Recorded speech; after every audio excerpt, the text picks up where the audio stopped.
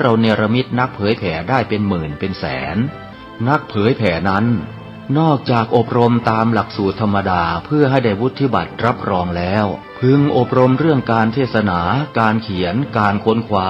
ซึ่งอาจจะเป็นเรื่องเฉพาะตัวแต่ก็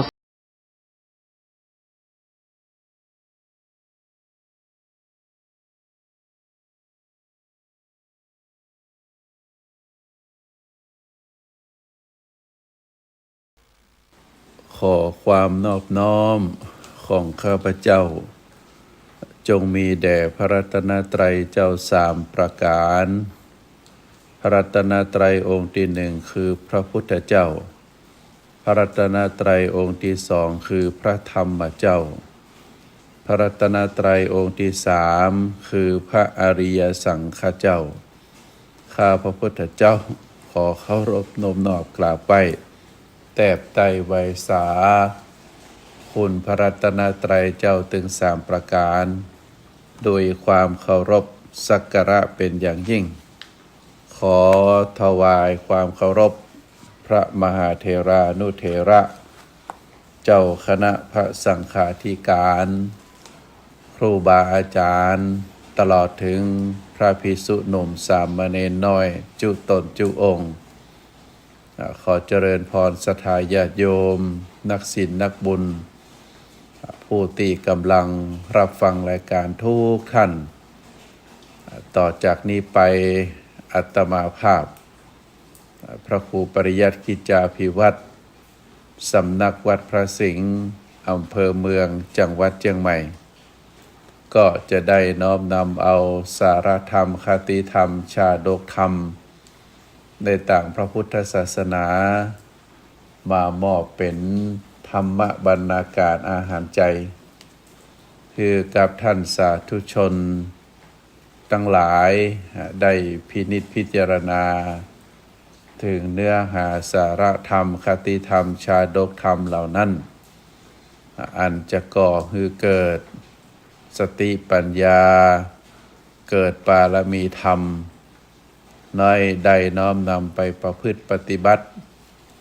เมื่อได้เอาพระธรรมคำสอนขององค์สมเด็จพระสัมมาสัมพุทธเจ้าไปประพฤติปฏิบัติแล้วก็จะก่อให้เกิดความสุขอันเกิดจากการปฏิบัติธรรมเพราะการปฏิบัติธรรมเป็นต้นเหตุของความสุขเมื่อเราได้ประพฤติปฏิบัติต้นเหตุแห่งความสุขผลที่ตวยมาก็จะเป็นความสุขเป็นความมุ่งมา่ปรารถนาของเราต่างหลายที่อยากจะให้ชีวิตของเรานั้นเป็นชีวิตที่มีความสุขเป็นชีวิตที่สงบเป็นชีวิตที่มีคุณมีประโยชน์สำหรับตัวเราเองคนรอบข้างและก็สังคมประเทศชาติเราก็ถือว่าการประพฤติปฏิบัติของเรานั้นเป็นสิ่งที่น่าอนุโมทนาน่าสรรเสริญท่านสาธุชนทั้งหลายการจัดรายการ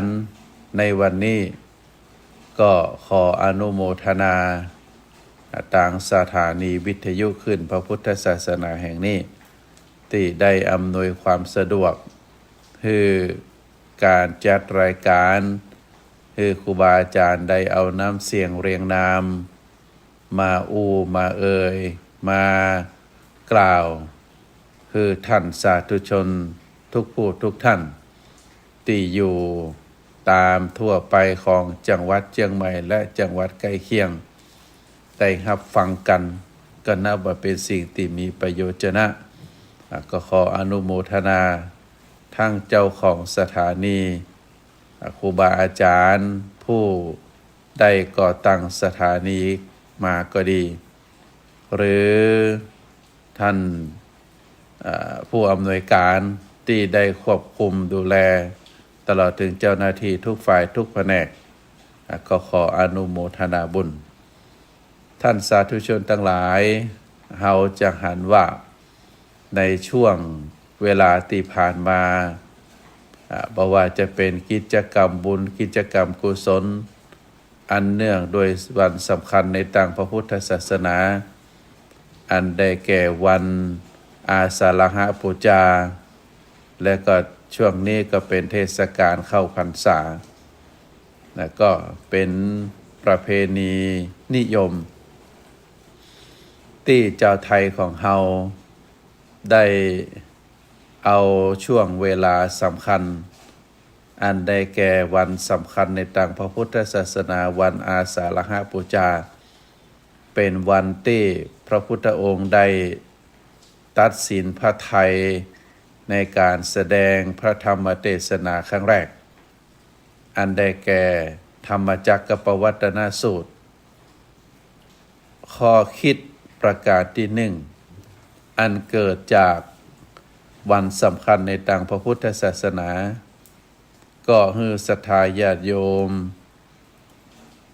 เฮาตั้นทั้งหลายในฐานะที่เป็นผู้นับถือพระพุทธศาสนาเฮาจะหันความมุ่งมั่นความตั้งพาฤทัยของพระองค์ที่จะทรงแสดงธรรมบ่ได้รอให้คนที่เป็นลูกก้าคนที่จะเข้ามาฮือเปิดมาเองเฮาจะหันว่าพระพุทธองค์นั้นได้เสด็จไปเองไปหาปัญจวัคคีย์ตั้งห้าที่ป่าอิสิปตนบฤคทายวันไปเพื่อจุดมุ่งหมายก็คือการแสดงพระธรรมเทศนาธรรมจักรปวัตตนสูตรอันนี้เฮาก็จะหันเป็นแนวทางชีวิตที่อยู่ในโลกไปนี้ว่าเฮาทั้งหลายนั่นจะต้องมีความมุ่งมั่นมีความพยายามแล้วก็จะต้องบางครั้งบางครั้งบางเวลาเฮาก็จะต้องเดินทางเข้าไปหาสู่สิ่งที่เฮาจะกระทำจะรอให้สิ่งที่เฮาจะกระท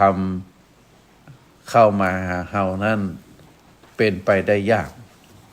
แม้พระพุทธองค์จะเป็นพระพุทธเจ้าแต่มีความมุ่งมั่นที่จะแสดงพระธรรมเทศนาโปรดสัตวโลกพระพุทธองค์ก็เสด็จไปหาโดยพระองค์เองณป่าอิสิปตนมฤคทายวันอันที่สองเมื่อได้ปะปัญจวัคคีย์แล้วตอนแรกปัญจวัคคีย์นั้นก็ยังแสดงอาการกระด้างกระเดื่องเพราะความในใจที่จะหันพระพุทธองค์นั้นเป็นพระอรหันต์ด้วยการทรมานตัวเองซึ่งเป็นค่านิยมของคนในสมัยนั้นแต่เมื่อพระพุทธองค์ได้เลิกการทรมานร่างกายหันมาฉันภัตตาหารตามปกติแล้วก็ได้หันมาบำเพ็ญเพียรทางจิต ซึ่งก็ได้สำเร็จเป็นพระโพธิญาณตรัสรู้อนุตตรสัมมาสัมโพธิญาณก็ทำให้ปัญจวัคคีย์นักบวช5 คนหรือ4-5 ตนได้หันแล้วว่าพระพุทธองค์ได้เลิกล้มการทรมานแต่หันมามากๆก็คือการฉันภัตตาหารตามปกติมีความเข้าใจผิดแต่ตอนสุดท้ายมาเมื่อพระพุทธองค์ได้ทรงแสดงธรรมปัญจวัคคีย์ก็ได้น้อมนำจิตน้อมนำใจน้อมนำร่างกายเป็นภาชนะรองรับพระสัทธรรมขององค์สมเด็จพระสัมมาสัมพุทธเจ้าก็ได้ตรัสรู้อนุตตรสัมมาสัมโพธิญาณได้สำเร็จเป็นพระอรหันต์ถึง5 ตนแล้วได้เข้าบวชเป็นพุทธสาวกของพระพุทธองค์ในการต่อมาอันนี้ก็คือความตั้งใจความมุ่งมั่น ที่จะแสดงธรรมของพระพุทธองค์ และการน้อมตัวน้อมตนแสดงได้น้อมตัวน้อมตนได้เอาโสตประสาทเอาจิตเอาใจเข้าไปสู่ตามกระแสพระธรรมเทศนาก็ทำให้ได้สำเร็จเป็นพระอรหันต์ต่อมาได้ดวงตาหันธรรมในเบื้องต้นอันนี้เป็นความสำคัญในทาง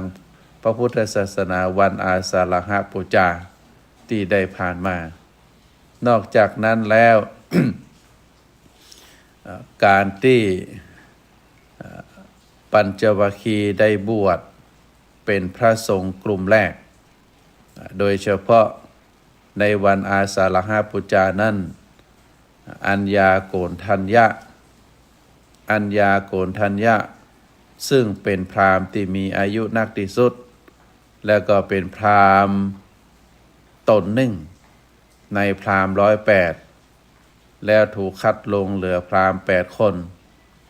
ในพราหมณ์8คนนั้นหนึ่งก็คือโกณฑัญญะพราหมณ์ตัวที่ได้เข้าไปทำนายทายทักละปุรุษลักษณะปุริสลักษณะของเจ้าชายสิทธัตถะในวันแรกประสูติก็คือวัน3 วันแรกในวันที่5นะประสูติในวันที่5พราหมณ์108ได้เข้าไปดูลักษณะของโอรสน้อยในพราหมณ์108นั้นก็มีโกณฑัญญะพราหมณ์ตัวแล้วก็โกณฑัญญะพราหมณ์ผู้นี้ได้มีความมุ่งมั่นที่จะออกบวชตามเจ้าชายน้อยคือเจ้าชายสิทธัตถะตามที่ตัวเองได้หันปุริสลักษณะแล้วว่าเจ้าชายน้อยตนนี้จะต้องออกบวชแน่นอนแล้วก็ได้ติดตาม อุปถากเป็นปัญจวัคคีย์ตอนสุดท้ายความปรารถนาของตัวเอง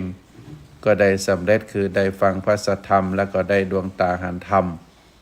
พระพุทธองค์ได้ตรัสว่าอัญญาสิวัตโปโกณฑัญโยแปลว่าโกณฑัญญะพราหมณ์ได้รู้แล้วหนอแล้วก็ถือว่าเป็นพระสงฆ์รูปแรกได้อุบัติขึ้นได้เกิดขึ้นในทางพระพุทธศาสนาก็ถือว่าเป็นวันที่พระรัตนตรัยครบ3 องค์ก็คือพระพุทธพระธรรมพระสงฆ์อันนี้ก็เป็นความสำคัญ ในทางพระพุทธศาสนาเพราะว่าพระรัตนตรัยเป็นสิ่งที่เจ้าพุทธเฮาให้ความเคารพสักการะพระพุทธพระธรรมพระสงฆ์3ประการนี้เป็นสิ่งเคารพสักการะของเจ้าพุทธเฮาแล้วก็สิ่งหนึ่งที่อยากจะนำมากล่าวในตอนนี้ก็คือการเข้าพรรษาการจำพรรษาของพระสงฆ์ก็คืออธิษฐานจิตอยู่ในสถานที่ต่างๆก็คือได้สำเร็จนะตลอด3 เดือนโดยการตั้งใจที่จะประพฤติวัดปฏิบัติธรรม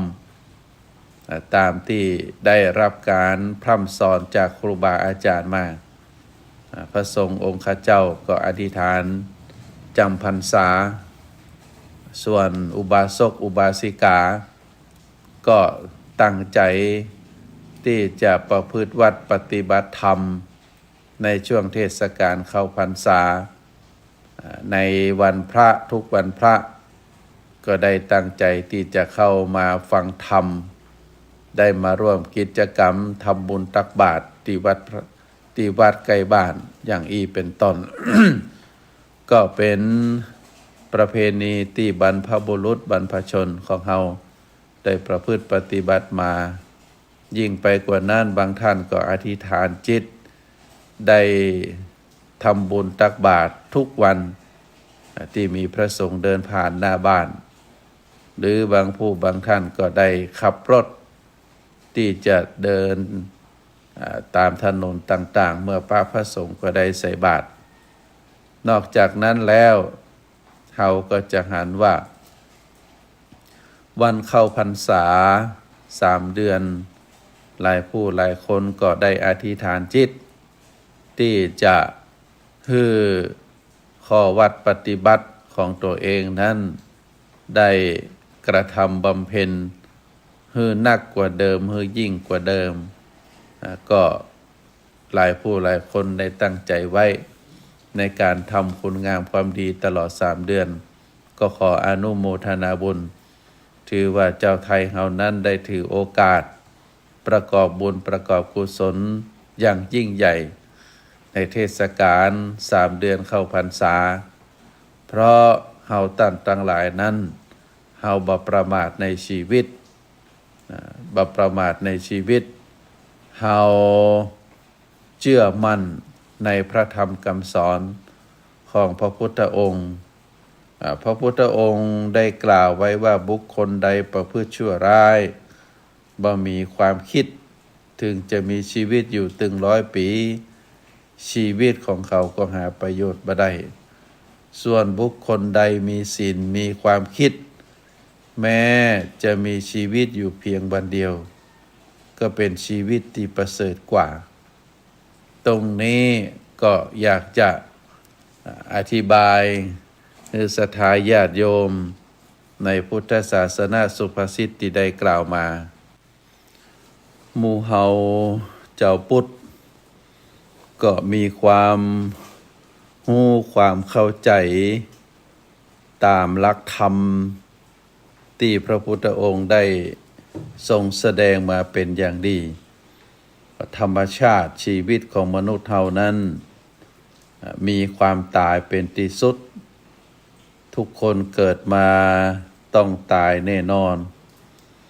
บ่ว่าจะเป็นคนสูงคนต่ำคนจนคนมีคนฉลาดคนโง่คนดีคนชั่วบ่สามารถที่จะชี้ขาดลงไปมีความตายเป็นที่สุดแล้วก็บ่สามารถที่จะชี้ขาดลงไปว่าความตายนั้นจะมาถึงเมื่อใดด้วยวิธีใดชีวิตของคนใดจะสั้นจะยาวก็บ่มีเครื่องกำหนดหาความแน่นอนบ่ได้อย่างใดก็ตามความยาวหรือความสั้นของชีวิตบ่ใจเป็นเครื่องวัดความดีงามและก็ความมีค่าของชีวิตนั้นบุคคลบางคนอาจจะมีอายุยืนยาวดำรงชีวิตอยู่เมินแต่เป็นชีวิตที่ว่างเปล่าไร้ค่าอย่างที่ทางพระพุทธศาสนาเรียกว่าโมฆะชีวิต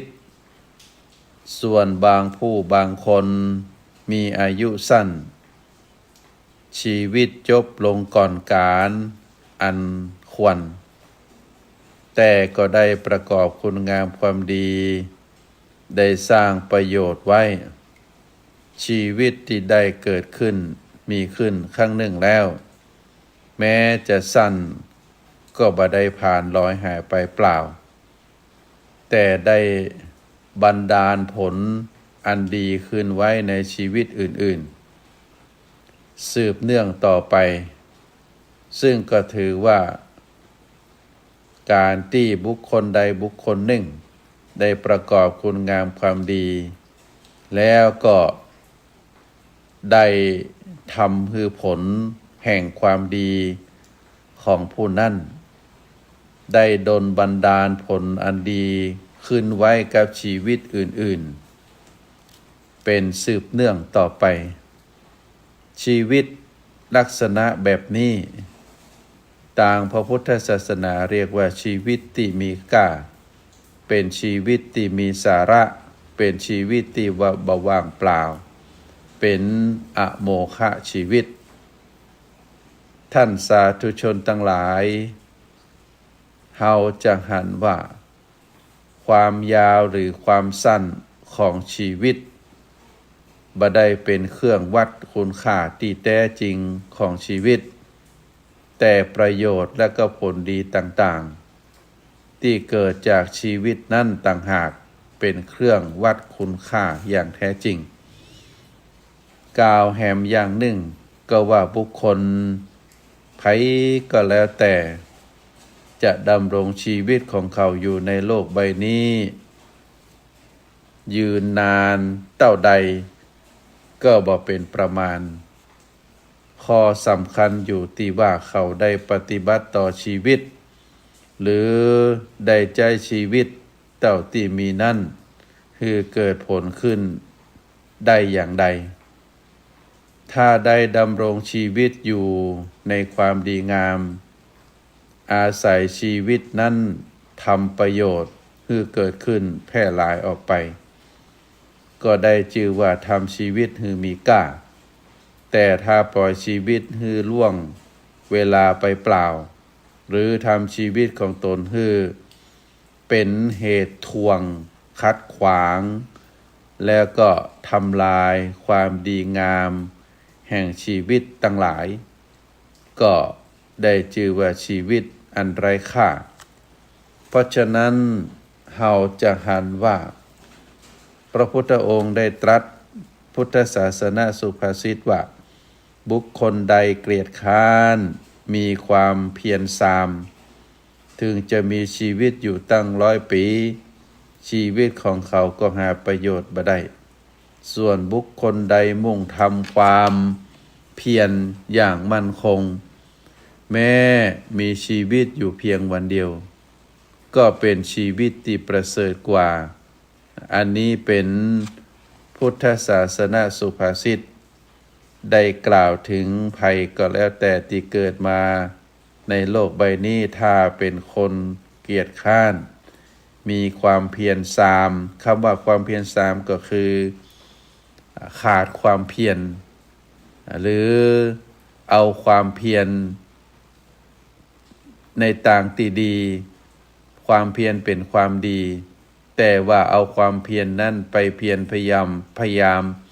ทำในสิ่งที่บ่ดีเราเรียกว่าเป็นความเพียรทรามบุคคลประเภทนี้ขี้เกียจมีความเพียรประกอบในสิ่งที่บ่ดีบ่งามเป็นความเพียรทราม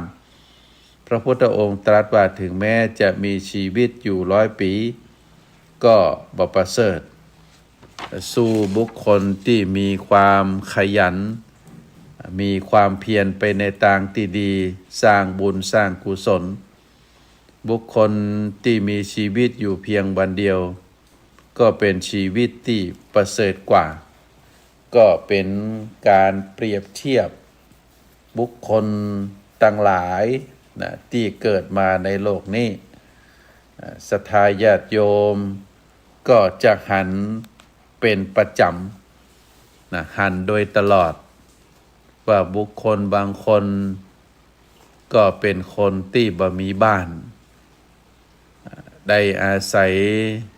ที่สาธารณะเป็นที่รับนอนบุคคลบางคนก็ได้อาศัยเพิงหรือที่ใดที่หนึ่งพอที่จะใจเป็นที่อยู่พักอาศัยได้บุคคลบางคนเปิ้นมีบ้าน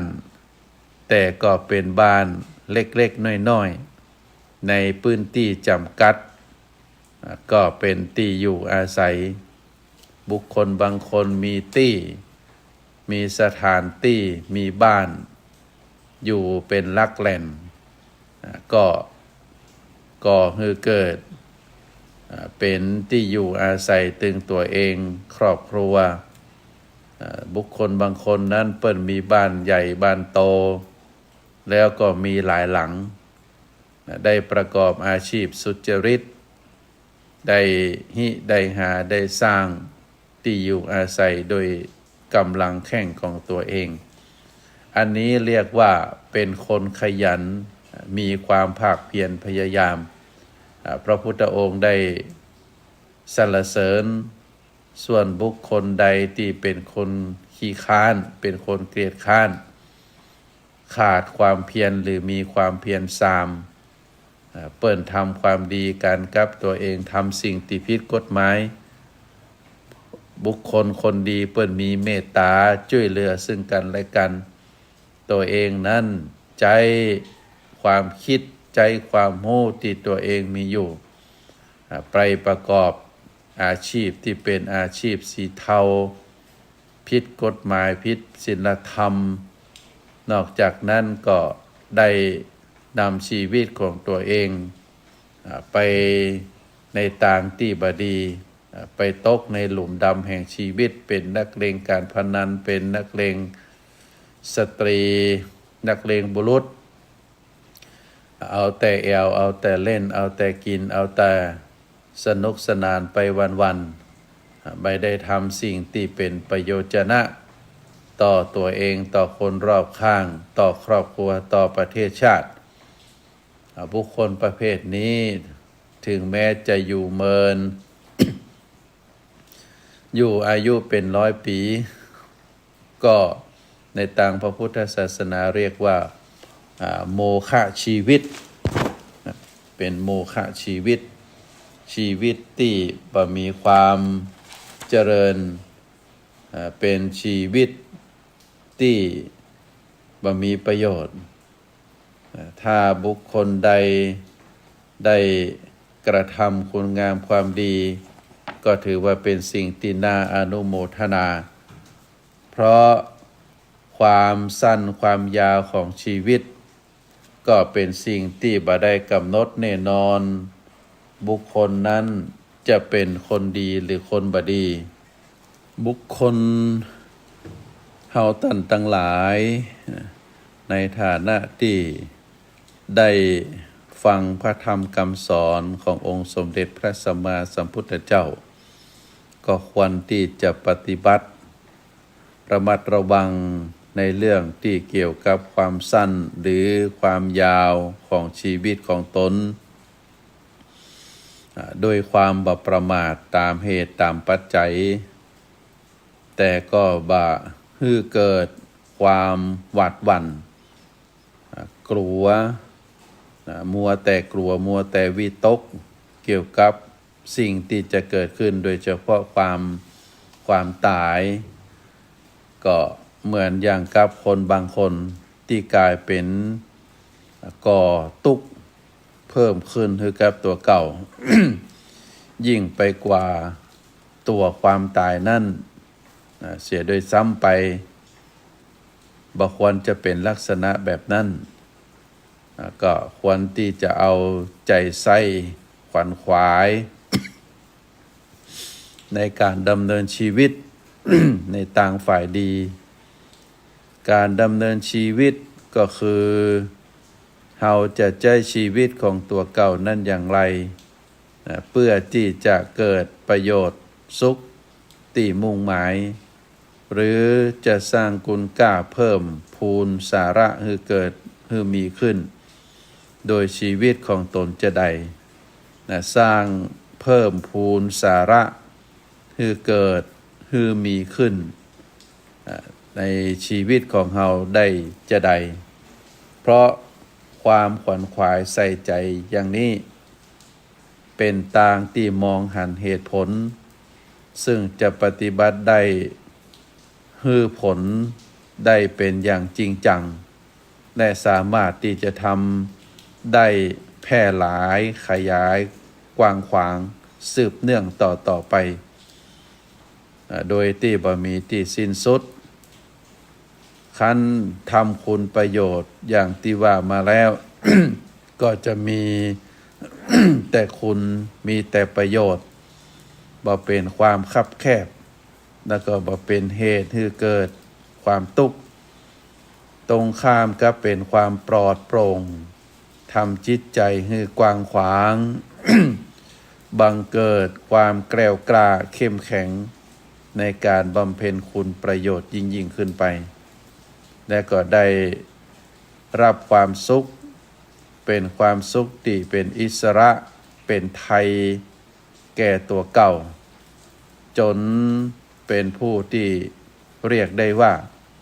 พร้อมที่จะตายอยู่ทุกเวลาบุคคลใดมั่นใจในคุณค่าแห่งชีวิตของตัวเก่าจนเป็นผู้ที่พร้อมที่จะตายได้ทุกเวลา บุคคลนั้นอาจกล่าวได้ว่าเป็นผู้ปฏิบัติต่อชีวิตของตนอย่างถูกต้องตรงต่อคุณค่าต่อตรงคุณค่าและก็สาระของชีวิตแม้จะต้องเสียชีวิตหรือตายลงในเวลาใดก็บ่เป็นให้เกิดเหตุความทุกข์เพราะความเศร้าโศกเสียใจหรือความเสียดายในชีวิตของตนบ่มีแต่คนอื่นๆเท่านั้นที่กลับเศร้าโศกอะไรเสียดายเพราะคุณค่าอันเกิดแต่ชีวิตของเขานั้นส่งผลดีงามขยายออกไปแก่ชีวิตอื่นๆการสิ้นชีวิตไป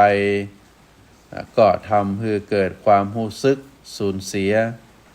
กลายเป็นความเศร้าโศกเสียดายตามวิสัยของปุถุชนเพราะฉะนั้นท่านสาธุชนทั้งหลายการดำเนินชีวิต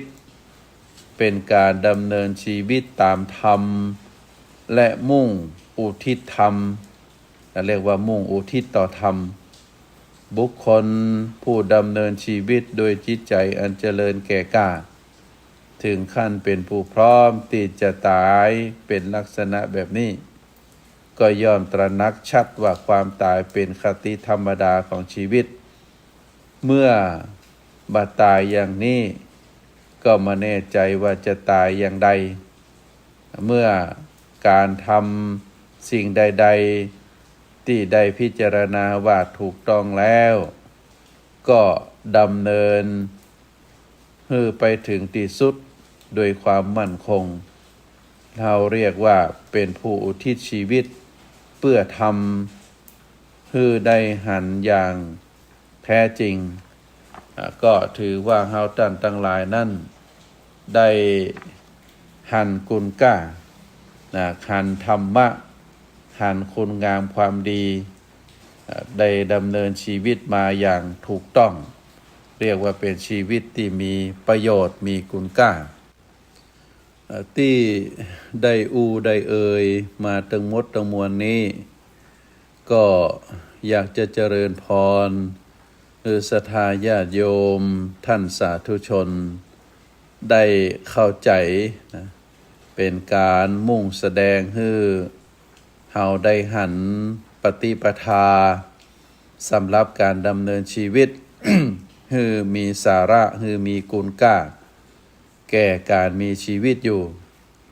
ซึ่งก็ถือว่าเป็นปฏิปทาสำหรับผู้ที่มีปัญญาหรือผู้ที่จะต้องดำเนินชีวิตด้วยปัญญาเพราะการอาศัยปัญญาของบุคคล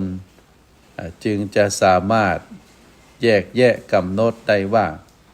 สิ่งใดเป็นสาระสิ่งใดที่บ่เป็นสาระสิ่งใดที่มีคุณค่าสิ่งใดที่ไร้คุณค่าสิ่งใดที่มีประโยชน์สิ่งใดที่บ่มีประโยชน์บุคคลใดดำเนินชีวิตด้วยปัญญาอย่างที่ว่ามาพระพุทธองค์ได้ยกย่องเรียกว่าบุคคลนั้นเป็นบัณฑิตเพราะคำว่าบัณฑิตแปลตามหลักผู้ที่ดำเนินชีวิตด้วยปัญญาคือรู้จักใจปัญญากำหนดแยกสาระและอสาระเป็นต้นแล้วดำเนินชีวิตของตนให้พ้นจากอสาระแล้วก็ประกอบด้วยสาระให้เกิดประโยชน์อย่างแท้จริงเพราะฉะนั้นท่านสาธุชนทั้งหลายพระพุทธศาสนากำหนดความหมายของความเป็นบัณฑิตด้วยการดำเนินชีวิต เริ่มแต่ใจความคิดเป็นต้นไปว่าตัดสินโดยความประพฤติปฏิบัติบัดใจโดยความรู้ความเชี่ยวชาญทางด้านวิชาการแม้ความหมายของความเป็นบัณฑิตที่เข้าใจกันในปัจจุบันคือการสำเร็จการศึกษาขั้นสูงได้รับปริญญาอย่างใดอย่างหนึ่งนั่น หากกำหนดโดยหลักพุทธศาสนาย่อมถือได้ว่าเป็นเพียงเครื่องหมายที่แสดงถึงการที่บุคคลนั้นได้ตระเตรียมตนเองคือได้รับความรู้ความชำนิชำนาญและการฝึกหัดอบรมต่างๆได้ซึ่งตัวเองได้รับการฝึกหัดอบรมต่างๆไว้เพื่อดำเนินชีวิตให้เป็นบัณฑิตต่อไปกล่าวสั้นๆก็คือเป็นการทำตัวให้พร้อมที่จะเป็นบัณฑิตต่อเมื่อใดนำเอาความรู้ความสามารถที่ได้ฝึกอบรมมานั่นไปใช้ปฏิบัติในการดำเนินชีวิตคือเกิดผลเป็นประโยชน์ทั้งแก่ตนเองและก็แก่คนอื่นเมื่อใดก็จึงจะได้ห้องได้กล่าวได้ยกย่องบุคคลนั้นว่าเป็นบัณฑิตที่แท้จริงข้อสังเกตที่เฮาท่านทั้งหลายพึงสังเกตความเป็นบัณฑิตตรงนี้อยู่ที่ความปฏิบัติเนอะการปฏิบัติหรือการดำเนินชีวิตนั้นระบุชัดลงไปว่าคือเกิดประโยชน์ทั้งแก่ตัวเองทั้งแก่คนอื่นและก็แก่เจ้าโลกทั้งปวงโดยอันนี้เป็นความหมายนัยยะที่เราเรียกว่าเป็นบัณฑิตเพราะว่าประโยชน์ทุกประการมีสาระเป็นอย่างเดียวกันต่างแต่ขอบเขตความกว้างความแคบว่าเท่ากันหรือบ่เท่ากันเพราะประโยชน์บางอย่างเกื้อกูลแก่ตัวเก่าก็ย่อมเป็นประโยชน์เกื้อกูลแก่คนอื่นและก็แก่โลกตัวเองประโยชน์ที่เกื้อกูลแก่คนอื่นและแก่โลกก็เป็นประโยชน์เกื้อกูลแก่ตนตัวเองเพราะคำว่าประโยชน์ในที่นี้บ่ได้หมายถึงประโยชน์อย่างที่เข้าใจกันโดยสามัญโดยเฉพาะประโยชน์ตนย่อมหมายถึงความเจริญงอกงามความมีค่าความเป็นสาระแห่งชีวิตของตนการบำเพ็ญประโยชน์ตนก็คือการทำชีวิตของตัวเก่าคือเจริญงอกงามคือมีค่าคือมีสาระนักขึ้นและทำชีวิตของตัวเก่านั้นคือเจริญงอกงามมีค่ามีสาระก็คือการเสริมสร้างคุณธรรมต่างๆคือมีในตนรวมถึงการบำเพ็ญประโยชน์แก่คนอื่นตนแล้วก็แก่โลกทั้งมวลตนโดยในนี้การบำเพ็ญประโยชน์ตนจึงบ่ใช่เป็นการคัดต่อการบำเพ็ญประโยชน์ต่อคนอื่นและก็ต่อโลกแต่มีความหมายสอดคล้องประสานเป็นอันหนึ่งอันเดียวกันเริ่มต้นตั้งแต่การทำตัวให้พร้อมที่จะอยู่ร่วมกับคนอื่นด้วยดีบ่ให้เกิดความเดือดร้อนทั้งแก่ตนและก็บุคคลอื่นและก็พร้อมที่จะบำเพ็ญประโยชน์กว้างขวางยิ่งขึ้นไปโดยลำดับเพราะฉะนั้นเฮาท่านทั้งหลายก็จะหันว่าการทำชีวิตของตัวเฮาให้มีสาระมีประโยชน์นั้นเป็นเรื่องที่บ่ใช่ยากทุกคนสามารถที่จะกระทำได้ถ้าเฮาเริ่มทำตั้งแต่บัดนี้เป็นต้นไปสิ่งใดที่เป็นประโยชน์ต่อเฮาสิ่งนั้นก็จะเป็นประโยชน์ต่อคนอื่นต่อโลกตัวเองสิ่งใดที่มันเป็นความบดีเป็นสิ่งที่ไร้สาระแก่ตัวเฮาก็จะเป็นสิ่งที่บดีแล้วก็เป็นสิ่งที่ไร้สาระแก่คนอื่นตัวแก่โลกตัวก็เป็นสิ่งที่พระพุทธองค์ได้ตรัสสอนให้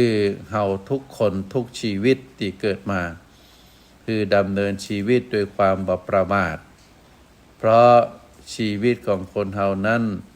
มีความตายเป็นที่สุดตามที่ว่ามาแต่ว่าความตายนั้นเป็นธรรมชาติเป็นกฎธรรมชาติเมื่อมีเกิดแล้วก็จะต้องมีตาย ก่อนที่จะตายก็จะมีการเปลี่ยนแปลงมีการเปลี่ยนแปลงเหตุการณ์ชีวิตมีการเปลี่ยนแปลงของชีวิตจากละอ่อนก็เป็น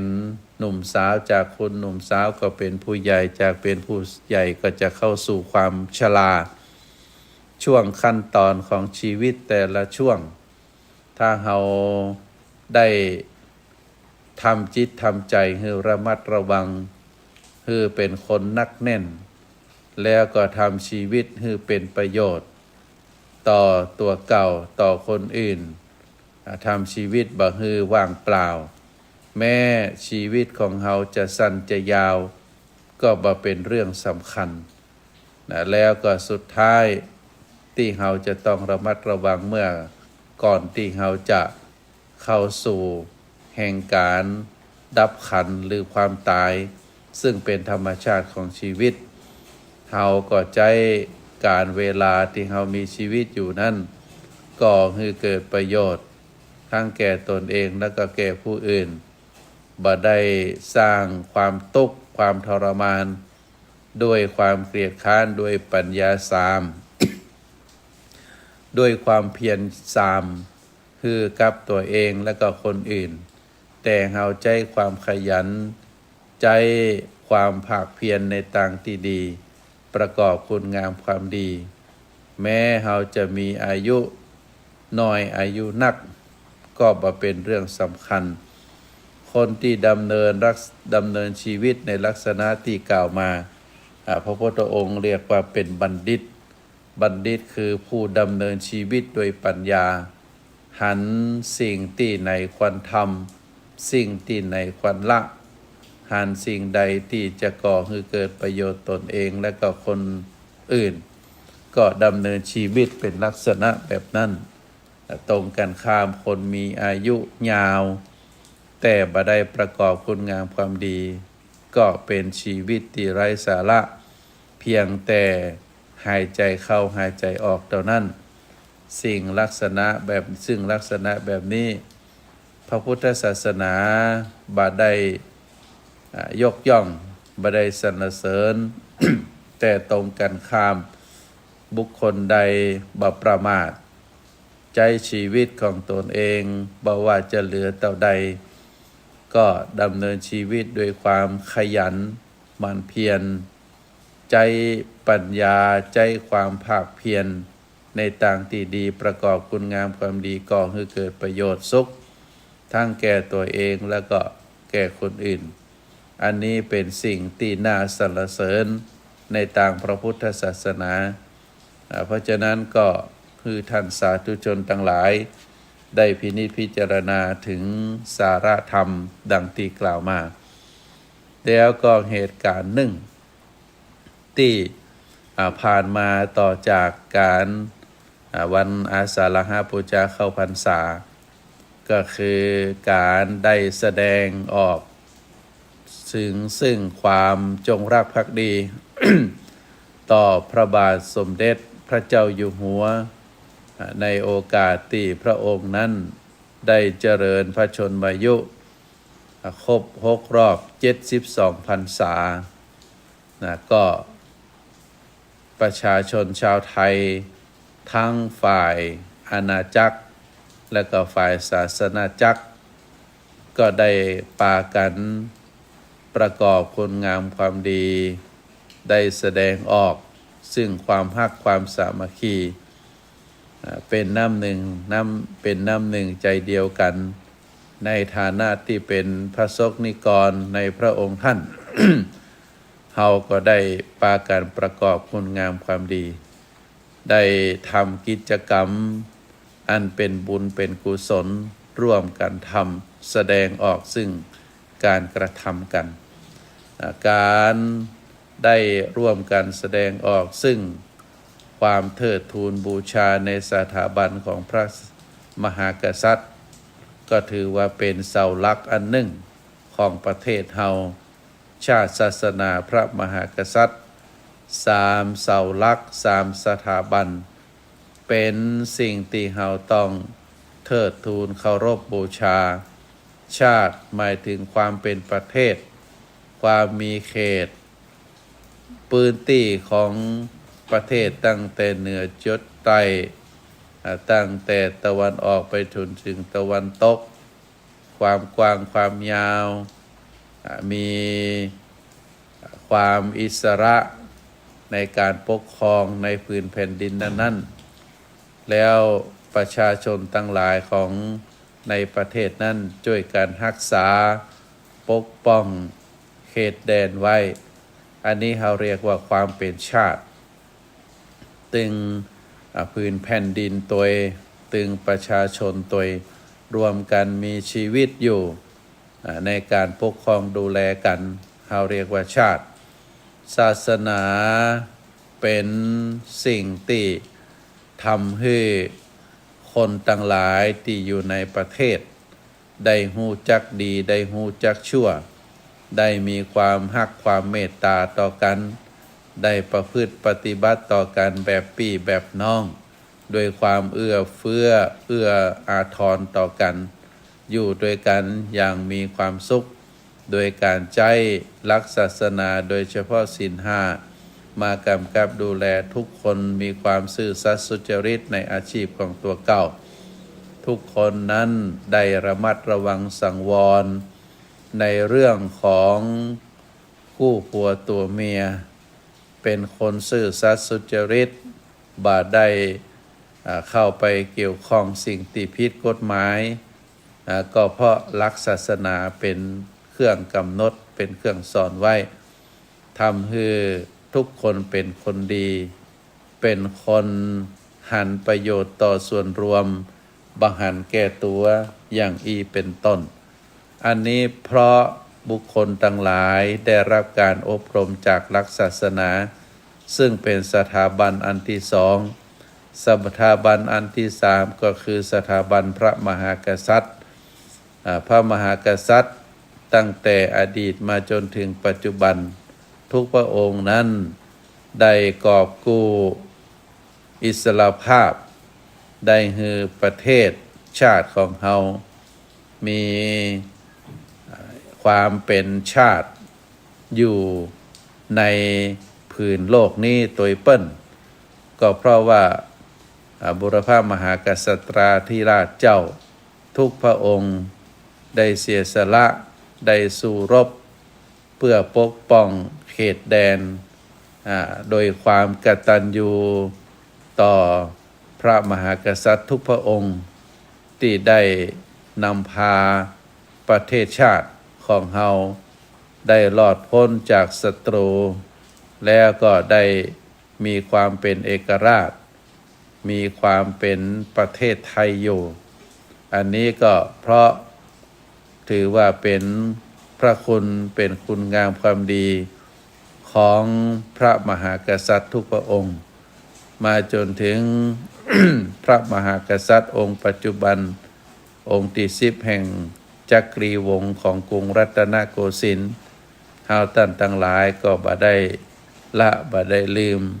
ก็คือความสำคัญโดยการได้ประกอบคุณงามความดีเนื่องในวันพระราชสมภพหรือวันเฉลิมพระชนมพรรษาของพระบาทสมเด็จพระเจ้าอยู่หัวเจ้าไทยทุกหมู่เหล่าได้แสดงออกซึ่งความ เคารพรักความเทิดทูนบูชาก็ทำให้ประเทศของเรานั้นได้อยู่กันอย่างปกติสุขได้อยู่กันอย่างปกติสุข ซึ่งเราจะหันในประเทศเพื่อนบ้านของเราอย่างประเทศพม่านะขออนุญาตได้เอ่ยนามเราก็หันความแตกแยกสามัคคีมีการฆ่ามีการทำร้ายกันได้หันตั้งสื่อมวลชนวันก่อนปรากฏว่าพี่น้องไตได้ขับรถเข้ามาต่างจังหวัดแม่ฮ่องสอนหนีภัยสงครามเข้ามาเพราะตั้งฝั่งปุ้นนี้ได้มีการสู้รบได้มีการฆ่ากันอันเกิดจากความขัดแย้งในการแย่งอำนาจกันก็ทำให้ความเป็นอยู่นั้นบ่เป็นที่สะดวกสบาย เพราะฉะนั้นท่านสาธุชนทั้งหลายนะความเป็นชาติการใจรักธรรมคำสอนพระพุทธศาสนาเป็นเครื่องยึดเหนี่ยวจิตใจแล้วก็เป็นเครื่องที่นำพาชีวิตเฮาเป็นคนดี